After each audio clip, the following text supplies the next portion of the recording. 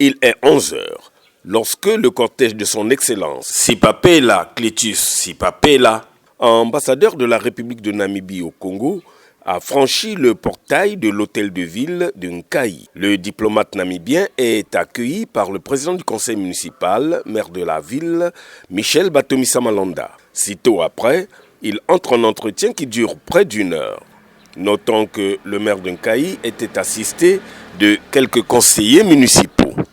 La coopération décentralisée était au centre des pourparlers, comme le signifie le diplomate namibien à la sortie de l'audience. Je sais que le Congo, il y a très longtemps qu'il a eu son indépendance. Il y a beaucoup de choses la Namibie en tant que jeune pays devrait venir apprendre.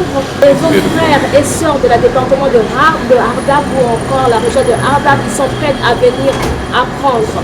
Et nous avons été dit que la Bwenza en tant que département est tellement prêt pour recevoir nos frères. Nous remercions la réception que nous allons toujours avoir de la République du Congo. Vous savez que le département de la Bwenza, c'est le département qui a reçu notre école Loudima, nos élèves à Loudima. En tout cas, ce département reste unique auprès de la Namibie. Merci. Pour Michel Batomisa Malanda, c'est un sentiment de joie que de recevoir l'ambassadeur namibien et parler de coopération décentralisée. Pour moi, c'est un honneur aujourd'hui de recevoir le diplomate namibien qui nous a réservé cette visite-là. Nous avons donc parlé du jumelage des villes du Congo avec celles de la Namibie.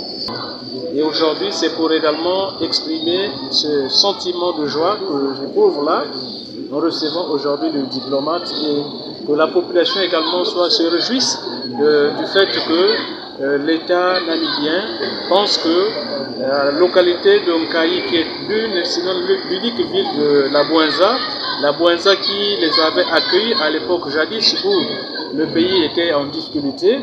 Et aujourd'hui, la ville de Nkayi doit donc bénéficier de quelques opportunités que la Namibie pourra réserver à la ville de Nkayi. Après l'entretien avec le maire, l'ambassadeur a visité l'usine de raffinage de sucre Saris Congo. Ici, il a eu l'occasion de voir les champs de canne en période de coupe, l'unité de broyage de la canne à sucre, les services de conditionnement et le dépôt du sucre.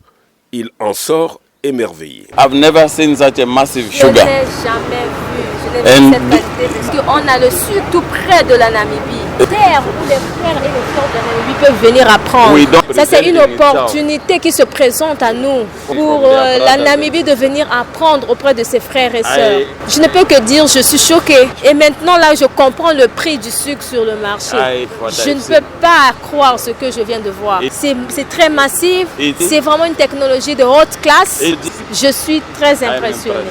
Vraiment, merci beaucoup.